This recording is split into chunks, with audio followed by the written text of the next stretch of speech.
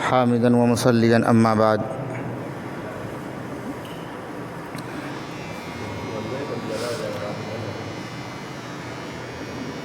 أعوذ بالله من الشيطان الرجيم بسم الله الرحمن الرحيم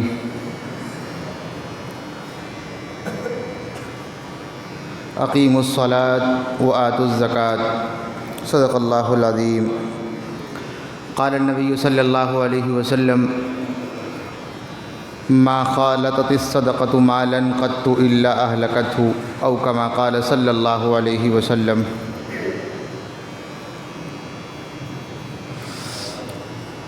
ٹوٹے رشتے وہ جوڑتا ہے، بات رب پہ جو چھوڑتا ہے۔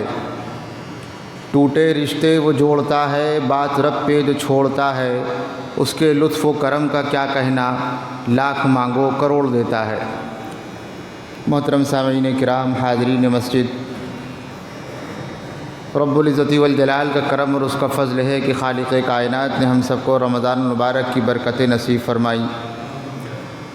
اللہ تبارک و تعالی رمضان المبارک میں جو دن جو ایام رہ گئے ہیں ان کو بھی صحیح طریقے پر گزارنے کی توفیق عطا فرمائے، آمین۔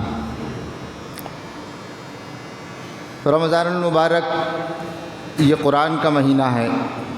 رمضان المبارک کی نسبت قرآن سے ہے کیونکہ اس مہینے میں اللہ تبارک و تعالی نے قرآن مجید کا نزول فرمایا۔ اس مہینے میں قرآن مجید نازل ہوا۔ یہی وجہ ہے کہ اور مہینوں کے علاوہ صرف رمضان المبارک میں ہی تراویح پڑھی جاتی ہے، اور اس تراویح میں الحمدللہ قرآن مجید پڑھا جاتا ہے، اور ثم الحمدللہ، اور مزید اللہ تبارک و تعالی کا کرم اتنا کہ صرف قرآن مجید نہیں پڑھا جاتا ہے بلکہ پورا قرآن مجید پڑھا جاتا ہے۔ پورے سال میں 11 مہینے گزر جاتے ہیں، ہم رمضان المبارک کے علاوہ قرآن مجید مکمل نہیں کر پاتے۔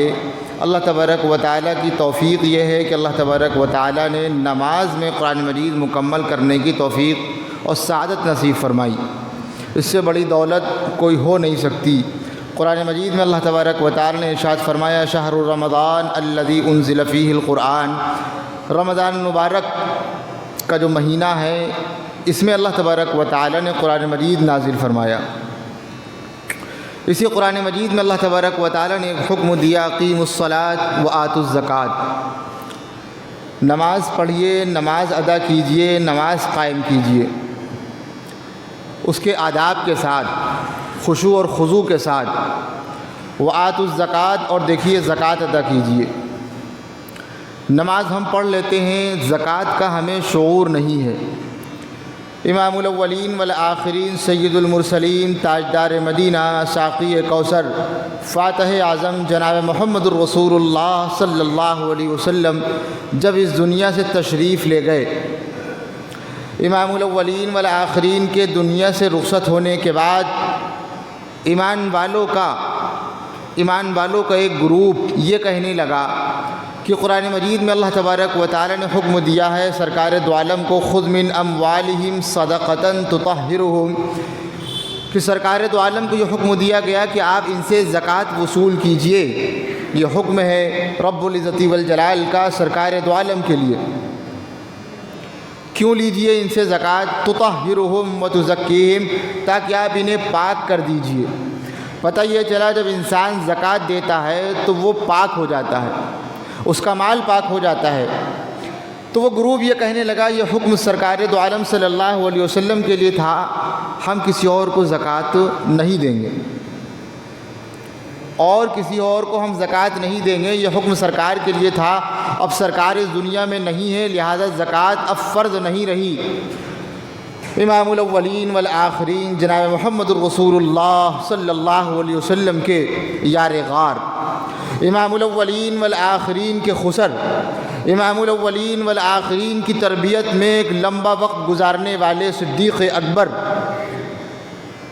رضی اللہ تعالی عنہ نے یہ جملہ کہا اور ایک تقریر کی۔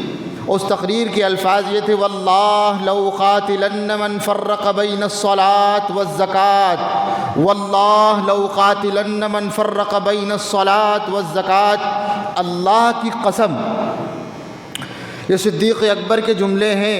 امام الاولین والآخرین دنیا سے رخصت ہو گئے ہیں اور سرکار دو عالم صلی اللہ علیہ وسلم کی موجودگی میں 17 نمازیں پڑھائی ہیں صدیق اکبر نے امام الاولین والآخرین کے مصلی پر۔ امام الاولین والآخرین نے نماز پڑھاتے ہوئے دیکھا ہے، پتہ تھا کہ ہمارے بعد نیابت یہ ظہیر ادا کریں گے، وہی سب سے پہلے خلیفہ ہیں۔ امام الاولین والآخرین کے دنیا سے رخصت ہونے کے بعد جب لوگوں نے یہ بات کہی، فاروق اعظم نے کہا کوئی بات نہیں، ایک چھوٹا سا مسئلہ تو ہے۔ اللہ اکبر! فاروق اعظم کا جلال اور فاروق اعظم رضی اللہ تعالیٰ عنہ کی حکمت عملی۔ فاروق اعظم نے یہ کہا کہ ایک چھوٹا سا مسئلہ ہے، صدیق اکبر کو جلال آ گیا اور صدیق اکبر کہنے لگے واللہ، اللہ کی قسم میں ان کے ساتھ ضرور بالضرور قتال کروں گا، جہاد کروں گا اور ان کو اپنی تلوار کے نیچے لے کر کے آؤں گا۔ کہیں گے کون ہیں وہ لوگ؟ کہیں گے جو نماز اور زکوٰۃ کے درمیان فرق کرتے ہیں، جو یہ کہتے ہیں کہ زکوٰۃ اب فرض نہیں ہے۔ پتہ یہ چلا کہ زکوٰۃ اتنی زیادہ اہم ہے۔ معاملہ ہمارا یہ ہے کہ ہم نماز پڑھتے ہیں، زکوٰۃ کا ہمیں شعور نہیں۔ علماء کرام نے اچھی طریقے سے سمجھایا۔ امام الاولین والآخرین کے الفاظ آپ کے سامنے پڑھے۔ حضرت عائشہ صدیقہ طاہرہ رضی اللہ تعالیٰ عنہا، صدیق کی بیٹی صدیقہ، فرمانے لگی میں نے اپنے کانوں سے رسول اللہ صلی اللہ علیہ وسلم کے جملے سنے ہیں، مسلمانوں، نبی کے غلاموں، صحابہ کرام کے جانثاروں، یہ الفاظ بڑے مبارک ہیں، یہ الفاظ بڑے نورانی ہیں۔ آپ فرمانے لگی، امام الاولین والآخرین نے فرمایا ما خالطت الصدقۃ مالا قط الا اہلکتہ، ایسا ہو نہیں سکتا کہ زکوٰۃ کا مال کسی چیز میں مل جائے اور وہ باقی رہے۔ امام بخاری رحمۃ اللہ علیہ کے استاد محترم حضرت حمیدی رحمۃ اللہ علیہ فرمانے لگے اس کے دو مطلب ہیں۔ ایک مطلب تو یہ ہے کہ ایک آدمی کے اوپر زکوٰۃ فرض تھی اور اس نے زکوٰۃ ادا کی، لیکن کچھ مال اس کا رہ گیا تھا، صحیح طریقے پر اس نے ادا نہیں کی اور کچھ مال رہ گیا، تو یہ گارنٹی ہے، یہ فتویٰ ہے، یہ حکم ہے رسول اللہ صلی اللہ علیہ وسلم کا، ایسا ہو نہیں سکتا وہ بچا ہوا مال باقی مال کو بچا سکے، بلکہ برباد کر دے گا، کیونکہ یہ مال صحیح نہیں ہے، ابھی ہمارا مال پاک ہوا نہیں ہے۔ کہیں گے بالکل اسی طریقے پر ہم نے نماز پڑھی اور پھر جیسے ہی نماز پڑھ کے نکلے مسجد سے اور کسی آدمی نے غصہ دلا دیا اور وہیں ہم نے ماں بہن تول دی، کہیں گے تو بہت دور کی بات ہے۔ کہیں گے مسجد میں ہم نماز پڑھنے آئے ہیں اور کسی نے موڈ خراب کر دیا، کہیں گے پیچھے بچے پیچھے بیٹھے ہوئے صف میں شرارت کر رہے تھے اور جیسے ہی ہم نے سلام پھیرا اور وہ گالی بکی ہے، لوگ یہ دیکھنے لگے اماں چچا میاں آؤ، اماں چچا میاں تو بالکل ہائپر ہو گیا آج۔ کہیں گے معاملہ یہ ہے کہ نماز ابھی ہماری ادا نہیں ہوئی صحیح طریقے پر، اگر نماز ادا ہو جاتی تو قرآن کا فیصلہ ہے، امام الاولین والآخرین پر جس قرآن مجید کا نزول ہوا ہے، اتر کر حرا سے سوئے قوم آیا اور ایک نسخہ کیمیا ساتھ لایا، وہ بجلی کا کڑکا تھا یا صوت ہادی، عرب کی زمین جس نے ساری ہلا دی، وہ یہی کہہ رہا ہے ان الصلاۃ تنہا عن الفحشاء والمنکر، نماز برائیوں سے روکتی ہے۔ امام الاولین والآخرین فرمانے لگے اگر کوئی آدمی مسجد میں ہے، اس کی ذمہ داری ہے اپنی آواز کو پست کرے، اپنی آواز کو بلا وجہ تیز نہ کرے۔ کہیں گے نماز پڑھ رہے تھے اور نماز کے بعد ہی ہم چیخنے لگے، موڈ خراب ہو گئے تھے، غصہ آ گیا تھا۔ اور یہیں پر بس نہیں، مسجد میں غصہ نہیں آیا، مسجد میں غصہ آیا اور رمضان المبارک میں آیا، اور رمضان المبارک میں بھی نہیں، مسجد میں رمضان المبارک میں روزے کی حالت میں غصہ آ گیا اور چیخنے لگے۔ پتہ یہ چلا ہمارا روزہ ایسا تو نہیں ہے قبول نہیں ہوا ہو، یہ بھی ہو سکتا ہے رمضان المبارک کی برکتیں ہمیں ملی نہیں۔ کہیں گے اسی طریقے پر امام الاولین والآخرین کو یہی فرمان ہے کہ اگر زکوٰۃ ادا کی اور کچھ مال رہ گیا تو یقین اس بات کا ہے، بلکہ 100% یقین اسی بات کا ہے، کیونکہ یہ رسول اللہ صلی اللہ علیہ وسلم کا حکم ہے اور مجھے یقین ہے مانو کہ تم اصول کی بات، مجھے یقین ہے مانو کہ تم اصول کی بات، یہ میری نہیں ہے، یہ ہے رسول کی بات۔ حضرت عائشہ صدیقہ طاہرہ رضی اللہ تعالیٰ نے یہ الفاظ نوٹ کیے اور یاد کیے اور اپنے بچوں تک یہ الفاظ پہنچائے، ما خالطت الصدقۃ مالا قط الا اہلکتہ، زکوٰۃ ادا کرنے میں اگر تساہلی سے کام لیا گیا یا پھر کاہلی سے کام لیا گیا تو مال برباد ہونے سے کوئی روک نہیں سکتا۔ دوسرا مطلب علماء کرام فرمانے لگے، کیونکہ دوسرا مطلب اس کا یہ ہے کہ اگر کسی آدمی پر زکوٰۃ خود فرض تھی، یعنی وہ خود زکوٰۃ ادا کر سکتا تھا، اس نے ادا نہیں کی اور دھوکے سے اس نے کسی سے زکوٰۃ وصول کر لی کہ دیکھیں میں غریب ہوں اور کام نہیں چل رہا ہے اور اللہ اور فلاں اور ڈھمک، کہیں گے اگر زکوٰۃ اس نے وصول کر لی ہے تو اس کا جو باقی جو مال اس کا اپنا ذاتی ہے وہ بھی بچا نہیں سکتا کوئی۔ یہ امام الاولین والآخرین کے جملے ہیں۔ ہماری ذمہ داری ہے، ایمان والوں کی ذمہ داری ہے، زکوٰۃ ادا کرنے سے پہلے سوچے مال ہے کس کا۔ ہم تو یہ کہتے ہیں یہ میرا خود کا مال ہے، اور واقعی ہماری زبان سے جملے تیور میں نکل جاتے ہیں، یہ میری خود کی کمائی ہے، میں کیوں دوں آپ کو؟ بیٹا باپ سے کہہ رہا ہوتا ہے، اللہ اکبر، شرم نہیں آئی؟ اور بچی ماں سے کہہ رہی ہوتی ہے کہ میرا خود کا مال ہے، آپ غریب ہیں تو میری اس میں کیا غلطی ہے؟ یہ میرے شوہر نامدار نے ہم کو دیا ہے، یہ میرا خود کا مال ہے۔ امام الاولین والآخرین نے یہ بات بتائی کہ دیکھو یہ مال اگر تمہارا ہے، دکان پر جب ہم بیٹھتے ہیں ہم نے کبھی اعلان نہیں کیا دیکھیے ہم نے یہاں پر پرچون کی دکان کھولی ہے، یہاں پر ہم نے کپڑے کی دکان اور کتاب کی دکان کھولی ہے اور تمام جگہ اعلان کروا دیے دیکھیے ہماری دکان سے خریدیے گا، ایسا ہو نہیں سکتا۔ جب انسان دکان پہ آ کر کے بیٹھتا ہے اس نے کسی سے نہیں بتایا ہوتا دیکھیے میں دکان کھول کر کے بیٹھ چکا ہوں، آپ لوگ تشریف لے آئیے، آنے والے کے دل میں اللہ ڈالتا ہے دیکھو یہاں سے نہیں تمہیں وہاں سے خریدنا ہے۔ بیچنے والے کے دل میں ڈالا بارش ہو رہی تھی ہونے دیجئے، آپ کی ذمہ داری ہے، آپ دکان کھول کر کے بیٹھ جائیے، کہیں گے یہ کتابوں کی دکان ہے، یہ کپڑے کی دکان ہے، یہاں پر کون خریدنے آئے گا؟ کہیں گے خریدنے کون آئے گا یہ آپ کو کیا پتہ، یہ ہمیں کیا پتہ، اللہ بھیجنے والا ہے، ہم نے دردوزی کا کارخانہ ڈالا ہے، کسے کیا پتہ تھا کہ یہاں پر کام کرنے والے لوگ آ جائیں گے، کسے کیا پتا تھا کہ یہاں پر اتنا ساڑی کا کام اور دوپٹے کا کام اور جمپر کا کام آ جائے گا؟ یہ اللہ تبارک و تعالیٰ کی طرف سے ہے، اللہ نے ایک انتظام بنایا ہے، اور ہم نے بلکہ ان لوگوں سے پوچھئے جن کی داڑھی کے بال سفید ہو گئے، انہوں نے ہم سے زیادہ زندگی دیکھی ہے، دنیا دیکھی ہے، کہنے لگے ایک دور تھا ہمارے گھر کے سامنے ایک خاں صاحب رہتے تھے، ہمارے گھر کے سامنے ایک سید صاحب رہتے تھے، ہمارے گھر کے سامنے ایک ایسا شخص رہتا تھا جس کی پورے محلے پر داغ تھی، داغ۔ آج اس کے بچے فاقے کو ترس رہے ہیں، کیوں؟ معاملہ یہ ہے کہ ہم نے اس مال کو اپنا مال سمجھ لیا تھا، ہم نے یہ سمجھا تھا یہ میری خود کی کمائی ہے، یہ میرے بازو کی محنت ہے، کون لے سکتا ہے؟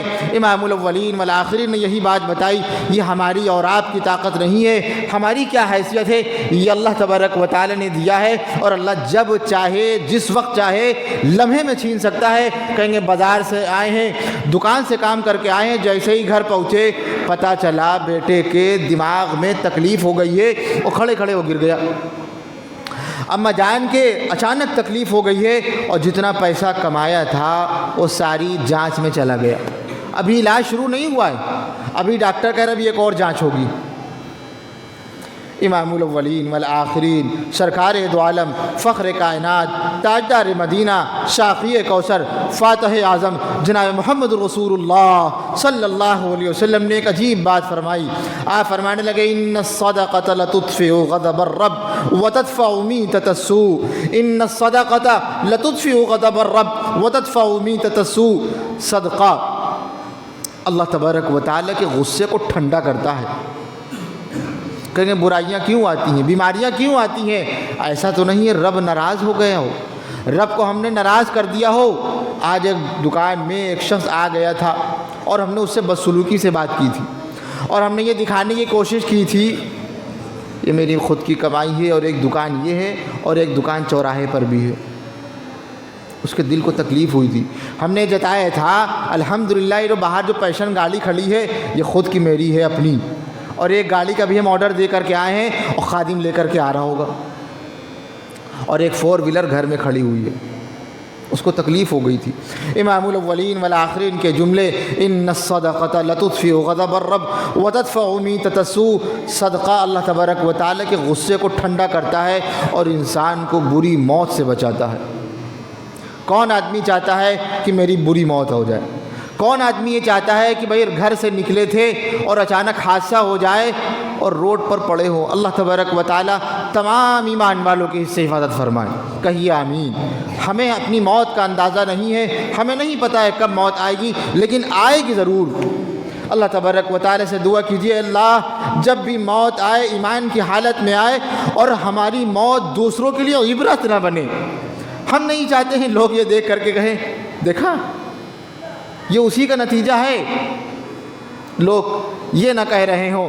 امام الاولین والآخرین نے یہ جملے ارشاد فرمائے، صدقہ زکوٰۃ جب انسان ادا کرتا ہے اس کی ذمہ داری ہے وہ یہ سوچے کہ ہم اس کو نہیں دے رہے ہیں، یہ اللہ تبارک و تعالیٰ کا حکم ہے، اور اللہ نے یہ کہا کہ دیکھو 2.5% صرف دینا ہے، بس جتنا آپ کما رہے ہیں، جتنا ہم کما رہے ہیں اس میں سے صرف 2.5% نکالنا ہے اور باقی اپنے پاس رکھنا ہے۔ اللہ اپوزٹ بھی یہ کر سکتا تھا کہ دیکھیے آپ کو 2.5% رکھنا ہے اور باقی اللہ تبارک و تعالیٰ کے راستے میں دینا ہے، لیکن اللہ تبارک و تعالیٰ کا انتہائی کرم اور احسان یہ ہے کہ اللہ نے فرمایا کہ دیکھیے 2.5% آپ دیجیے، بس باقی کی ہمیں ذمہ داری، باقی ہم آپ سے نہیں مانگ رہے ہیں، اور جب 2.5% بھی انسان ادا کرتا ہے باقی مال پاک ہو جاتا ہے۔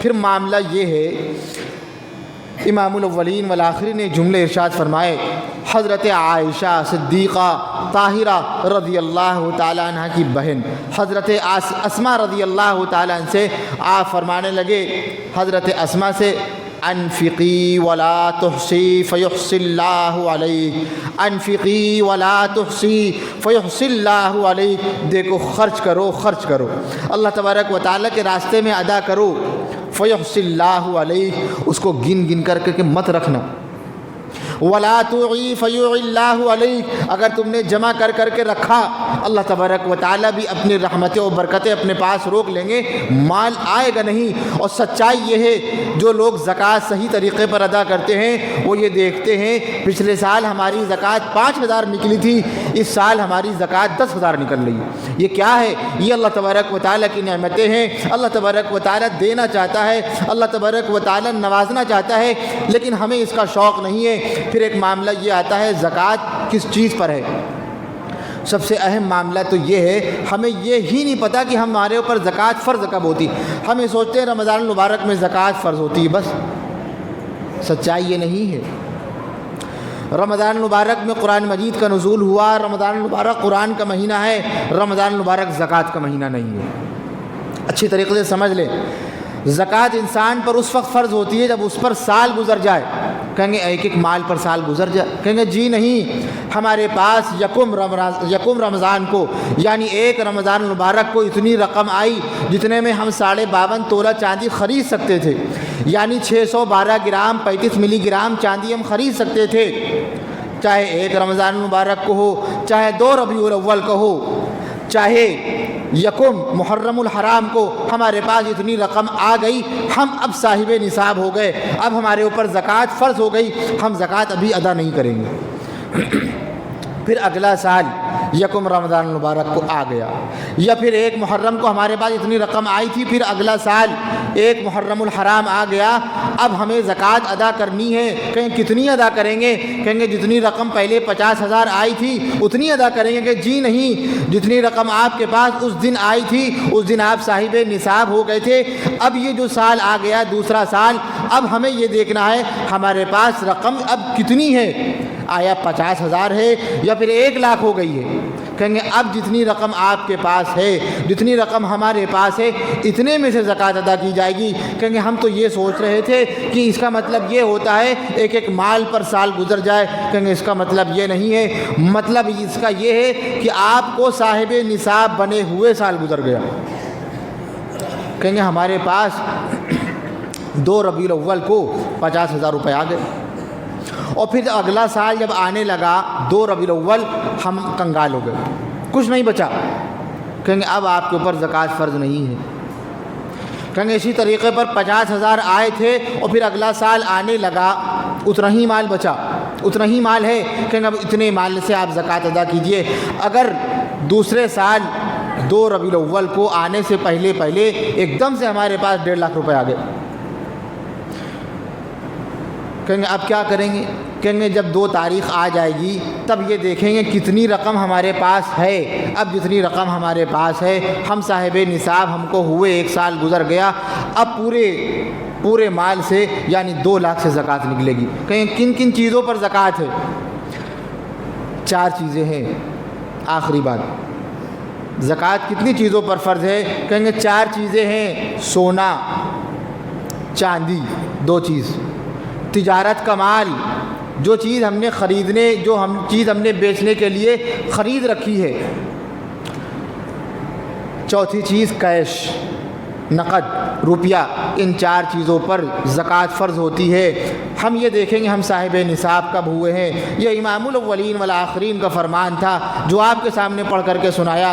امام الاولین والآخرین پر جس قرآن مجید کا نزول ہوا ہے اس میں بار بار یہی بات آئی، اقیموا الصلاۃ وآتوا الزکوٰۃ۔ معاملہ تو یہ ہے ہمیں آج تک یہ نہیں پتہ کہ ہم صاحب نصاب ہوئے کب تھے۔ کسی سے پوچھ کے دکھائیے، اچھا یہ بتائیے آپ صاحب نصاب کب ہوئے تھے؟ کہیں گے ہمیں کیا پتہ، ہمیں یہی نہیں پتہ۔ ہماری ذمہ داری ہے ہم یہ سوچیں جس طریقے پر فجر کی نماز طلوع فجر پر فرض ہوتی ہے اس کے علاوہ آدمی پڑھے ہو جائے گی؟ نہیں ہوگی۔ کہیں گے ہمیں یہ معلوم ہونا چاہیے ہم صاحب نصاب کب ہوئے تھے اور ہمارے اوپر زکوٰۃ کب فرض ہوئی تھی۔